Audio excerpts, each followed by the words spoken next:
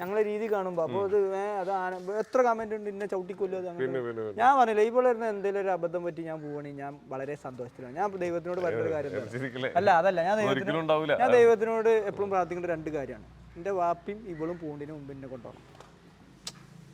മനസ്സിലായോ? അതായത് ഒരു 2 ആളും ഇല്ലാതെ നമുക്ക് എനിക്ക് പറ്റില്ല. ഇത് ഇപ്പം ഞാനിവിടെ നമ്മളെ ഇവരെ നോക്കുക എന്ന് പറഞ്ഞാൽ ഞാൻ ഫാമിലി നോക്കുന്ന എൻ്റെ വാപ്പ നോക്കണ എനിക്ക് നോക്കാൻ കഴിയില്ല. ഞാൻ ഇവരെ നോക്കും.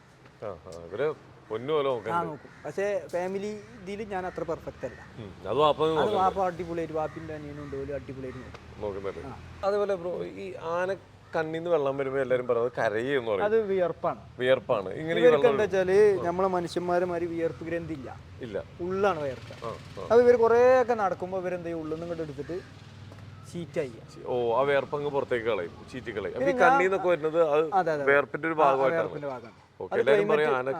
അല്ല ഞാൻ പറയട്ടെ, ഈ ആന കരയാണെങ്കിൽ പിന്നെ